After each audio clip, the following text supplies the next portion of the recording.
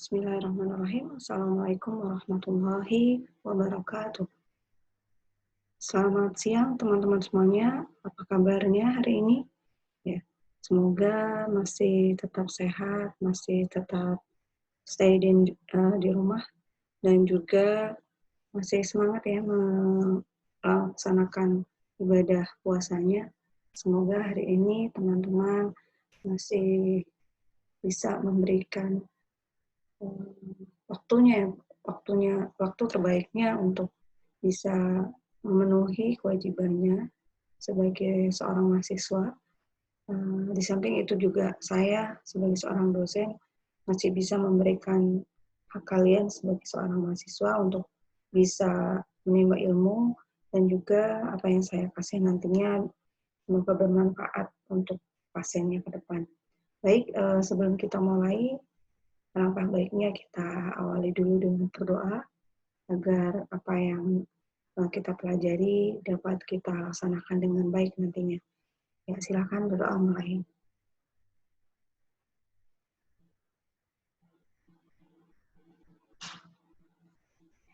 Berdoa selesai. Baik, teman-teman, pada kesempatan kali ini mungkin ini pertemuan terakhir ya di mata kuliah Keperawatan Jiwa 1, Prodi S1. Pertemuan terakhir dengan saya ya, belum nanti UAS. Hari ini saya akan memberikan materi tentang SP pasien defisit perawatan diri ya. Untuk kemarin kan kita sudah bahas tentang pasien halusinasi. Hari ini kita bahas tentang pasien SP pada pasien DPD atau defisit perawatan diri. Ya. Sebagai review di awal saya ingin mereview sebentar untuk ingat kembali tentang definisi pasien defisit perawatan diri.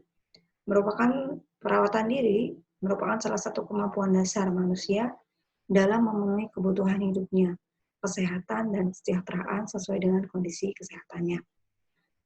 Defisit perawatan diri, adapun defisit perawatan diri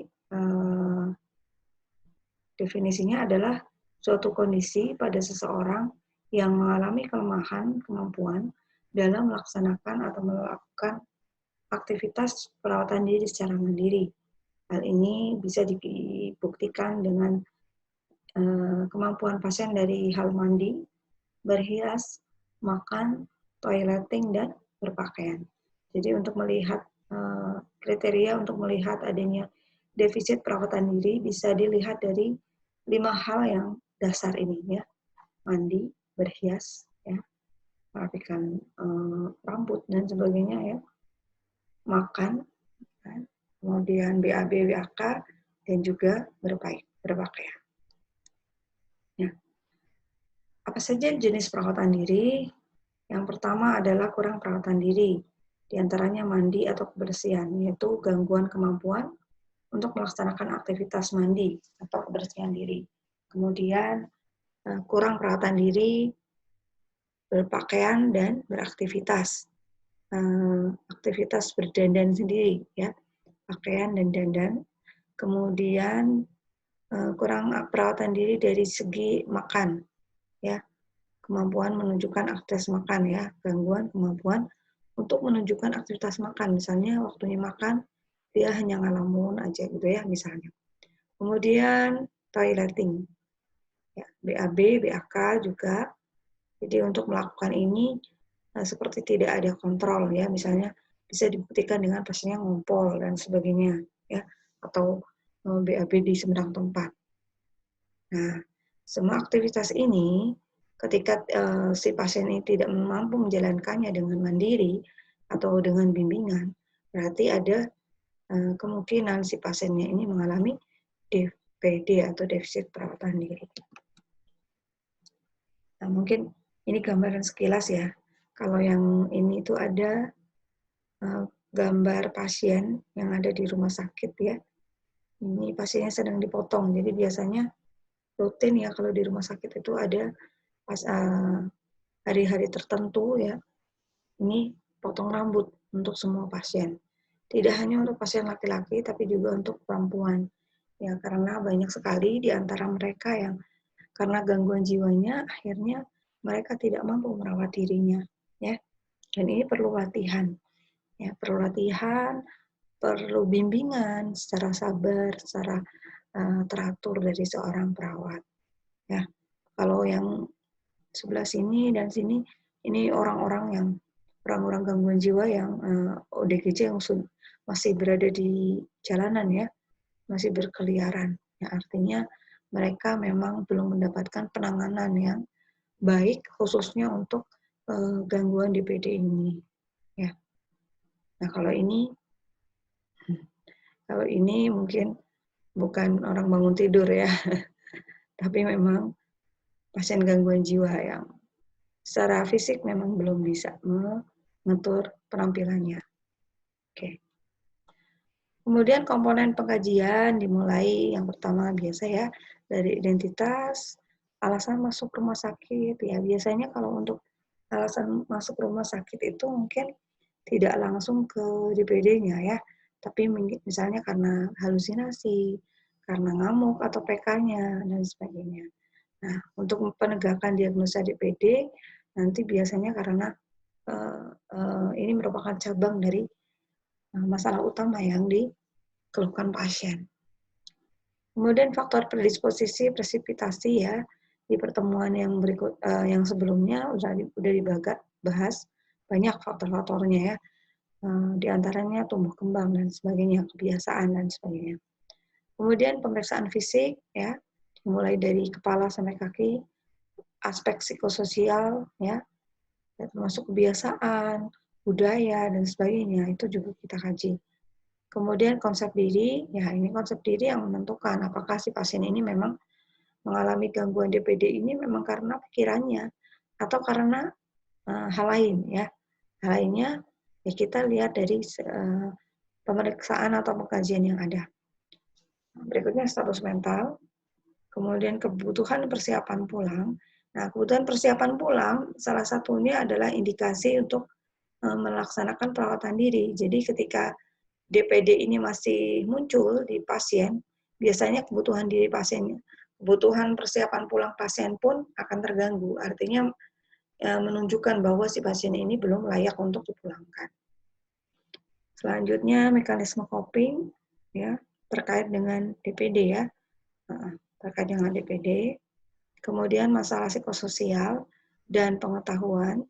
Kemudian aspek medis, ya, aspek medis terkait dengan obat-obatan yang diminum pasien, karena ada beberapa efek dari pengobatan yang menyebabkan si pasien ini kurang bisa mengontrol gerakannya, sehingga ketika dia mandi dan sebagainya, karena ada efek obat yang menyebabkan otot-otot kaku dan sebagainya, sehingga dia tidak bisa memenuhi kebutuhan dasar daily activities-nya dengan baik, ya. Jadi ini perlu di cross check dengan aspek medis yang pasien terima.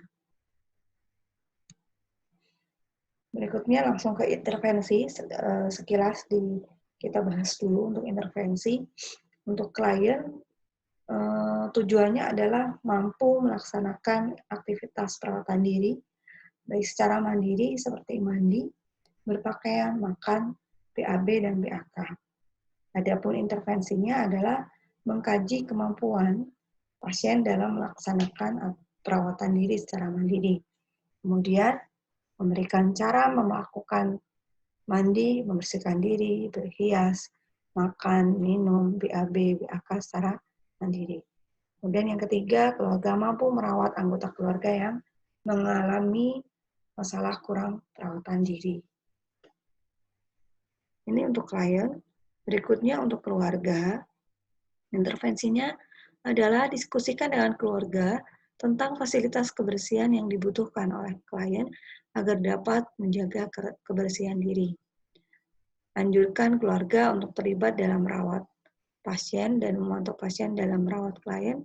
Kemudian anjurkan klien untuk memberikan pujian atas keberhasilan klien. Maksudnya anjurkan keluarga, ya. Keluarga itu kita bimbing untuk memberikan keberhasilan pada klien saat klien mampu merawat dirinya. Nah, untuk intervensi keluarga ini bisa dikombin dengan perawat bisa disinergikan dengan program perawat yang ada di puskesmas ya, perkesmas terutama di CMHN ya, bahwa nantinya keluarga merupakan perawat yang utama bagi pasien ya, karena kalau sudah di rumah di masyarakat otomatis pasien itu akan lebih tergantung dengan keluarga. Nah, bagaimana kalau misalnya obatnya sembuh, obatnya kurang dan sebagainya. Nah, ini yang butuh butuh kolaborasi yang baik dengan antara si keluarga pasien dan si perawat ya. Nah, di sini dijelaskan di poin A tentang fasilitas yang dibutuhkan ya. Fasilitas yang dibutuhkan karena ini penting ya, banyak keluarga yang akhirnya memilih untuk memasung atau mengisolasi pasien gangguan jiwa karena merasa si pasien ini tidak mampu merawat dirinya. Padahal bisa jadi kenapa dia tidak mampu merawat karena fasilitas yang kurang memadai atau mungkin malah terlalu diberikan jarak atau seperti tidak ada tepuk seliro gitu ya dengan pasiennya, sehingga pasiennya akhirnya memilih keluar dan ternyata di luar pasiennya gangguan jiwa ya. Ya, selanjutnya kita lihat untuk pembuatan SP seperti yang sudah dijelaskan di materi sebelumnya, bahwa pembuatan SP kita bisa mengacu dari matrik keperawatan jiwa yang ada. Nah, ini saya tampilkan lagi untuk matrik SP pasien DPD ya. Di sini sudah sangat jelas dijabarkan mulai dari SP pertama, kedua, ketiga, keempat, dan kelima ya. Nah, kita bisa lihat SP pertama ya, identifikasi masalah DPD-nya, apakah masalahnya hanya pada saat makan minum, berdandan, kebersihan diri, BAB atau BAK, atau malah semuanya ya. Biasanya kalau beberapa pasien, apalagi kalau pasien yang udah maniak gitu ya, depresi maniak itu mungkin dari dandannya terlalu berlebihan malah ya. Jadi ada pernah saya menjumpai pasien maniak gitu ya, dandannya berlebihan sekali gitu ya, pakai lipstiknya yang cetar gitu ya. Kemudian perilakunya juga agak tidak sinkron dengan dandanannya seperti itu.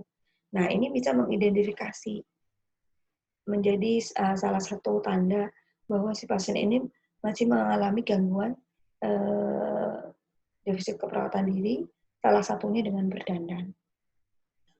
Adapun makan, minum, BAB, BAK biasanya dengan kalau ada gangguan itu dia tidak mampu memutuskan yang terbaik untuk dirinya sendiri. Jadi pasien itu merasa bingung sehingga harus dituntun dulu oleh si perawat ketika mau makan atau mau minum, ketika bersih ya, ganti baju dan sebagainya. Dari identifikasi, kemudian kita menjelaskan pentingnya definisi, pentingnya kebersihan diri, pentingnya menjelaskan cara dan alat kebersihan diri, termasuk nanti biasanya kita bawain gayung, sabun, sikat gigi, odol, dan sebagainya. Ya, itu untuk kebersihan diri. Kemudian cara membersihkan, menjaga kebersihan diri. Ya, kita jelaskan dulu. Ya, ada sikat gigi, ada ganti pakaian, cuci rambut, potong kuku, ya. Kemudian masukkan pada jadwal kegiatan yang berlangsung yang ada di rumah sakit. Misalnya sikat gigi 2 kali per hari, dan seterusnya. Nah, nantinya setelah ini kita lakukan, kita evaluasi. Ya, kita evaluasi di pertemuan selanjutnya. Setelah validasi kita menanyakan lagi ya, pertanyaan yang di pertemuan yang pertama ini. Kemudian jika validasinya menyatakan pasien sudah bisa, berarti kita lanjut ke SP selanjutnya. Ini bagian SP-SP-nya. Ini untuk pasien dengan pasien ya. Pasien dengan pasien. Perawat dengan pasien satu orang ya. Jadi acuannya dengan yang di atas ini, matrik yang di atas. Nah, untuk cairan minum obat ya hampir sama ya. Kalau di buku-buku mungkin teksnya itu di belakang gitu ya, kolaborasi. Tetapi pada kenyataannya ya, saya mungkin tekankan lagi, jadi untuk pasien-pasien DPD, halusinasi dan sebagainya, pemberian cara makan obat ya, pemberian intervensi cara makan obat lebih banyak ditekankan di awal karena ini sebagai salah satu metode untuk menyeimbangkan antara terapi medis dengan terapi keperawatan ya. Jadi selain pasiennya itu mendapatkan terapi modalitas, terapi individual dan sebagainya, tapi pasien juga mendapatkan haknya untuk tadi ini diberikan obat. Karena dengan obat pasiennya jauh akan lebih tenang. Nah, ketika dalam kondisi lebih tenang ini, kita masuk dengan terapi-terapi modalitas. Salah satunya adalah SP DPD. Ya, untuk ini saya rasa teman-teman sudah paham ya. Kemudian ini cara makan minum obat, ini jelaskan cara berdandan, sisir dan sebagainya.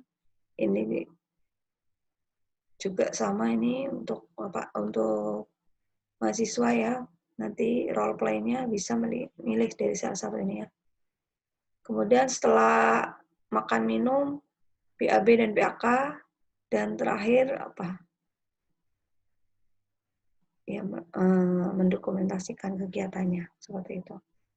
Kemudian untuk keluarga ya, keluarga juga hampir sama intinya, mengenali tanda gejala defisit perawatan diri, apa yang harus dikerjakan. Biasanya titik tekannya adalah bagaimana bagaimana keluarga pasien itu memberikan pujian ya.